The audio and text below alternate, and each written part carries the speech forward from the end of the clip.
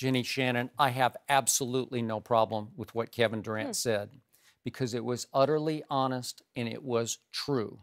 And I'm going to reiterate to you, you blind witness that you are across from me, Mr. LeBron fan.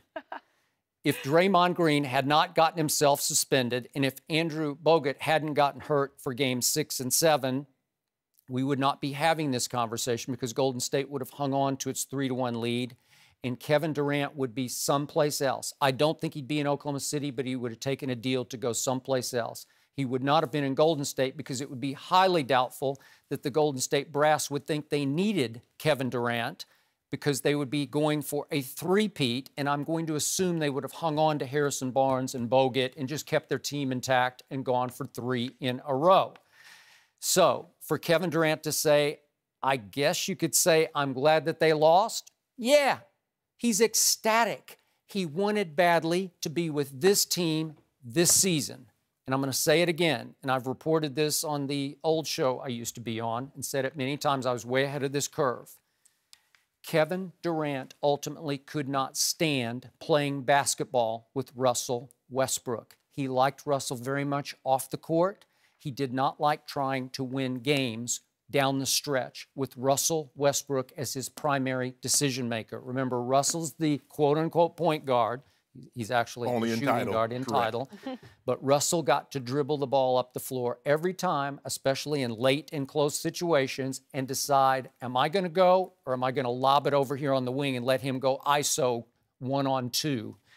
And Kevin got sick and tired of it because he ultimately decided he couldn't win a ring with Russell as his primary decision maker at point guard. And I will remind you that just last year, Russell Westbrook, regular season and playoffs, took 49 more shots than Kevin Durant did, which is unconscionable to me because I'm a bigger fan of Kevin Durant as a scorer than I am of Russell Westbrook. Not to be disrespectful to Russell, but in late and close situations, those are games in the last 24 seconds within 3 points, Russell Westbrook led the NBA in shots taken in those situations. So you can see what was happening.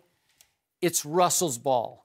Russell had tunnel vision in clutch situations, game-on-line situation, see basket, attack basket. Russell is going to go hell-bent for the basket.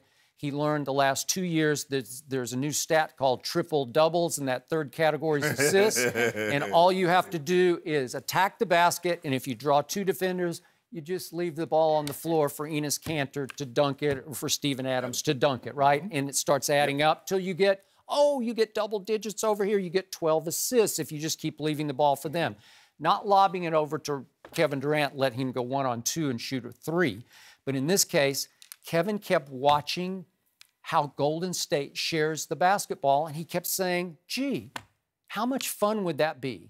Gee, I'm entering my 10th year, and I don't have a ring. And I'm not ashamed to say, I want to go join the best team because they give me my best chance not only to win a ring, but to finally have the most fun. And from what I'm watching in the preseason, he is having a blast, man, because he's getting to do exactly what he said in these comments. You get to shoot pull-up threes on the fly. You get some wide-open breakaway dunks. You get to feel like you're in the flow of the best offense in pro basketball. I don't blame him a bit. I don't begrudge him a bit. I know he's getting creamed for these comments and others that he's made. I don't care because the last laugh will be Kevin Durant's. Skip, I have no problem with Kevin Durant leaving OKC. He's a free agent. He's a free agent. He's earned the right. Go wherever you want to go. You get wine and dine. If they want to fly you private jet, I'm assuming that's how they do the big-time free agents. I would think so. They fly them first class, where you want to go, where you want to eat. It wasn't the Warriors' collapse that led him to Golden State. It was his own collapse that led him to Golden State. Because if he's talking about the Warriors being up 3-1, KD, you were up 3-1. Against that, it hurt you, right? Because you had it picked the other way, yeah, right? I did. KD, think about it. Think about what you're saying now. Of 73-19, you had them 3-1 with a game coming back on your court. And now, that collapse, the Warriors' collapse, led you to believe, Skip, you're a free agent, you want to leave. But don't feed me horse manure and tell me it's sauteed spinach. I see it. I can smell it from a mile away. I know what you did here. You don't feel the roster the way it's constructed in OKC with that point guard that Skip keep telling you about, has been telling you about for the longest period of time. He's the alpha dog. He's taking more shots than you. You calling Skip crazy. Skip doesn't know what he's talking about. You calling him all these names, talking about, well, how does he know? He's never dribbled a basketball, never been inside of a gymnasium. He's saying all of these things all the while. He's like, nah, yep, Skip, you're right. You're right. Russell is taking far too many shots. I can't get a rhythm because it's come down. He shoots 1, I shoot 2. He shoots 5, I shoot 4. And it's going back and forth. Skip, I got no problem. You wanted to leave, you wanted to leave. But Skip, let's be real. If Kevin Durant is the player that he thought he was, he got to close that deal. Game 6 on your court? You got to finish that deal.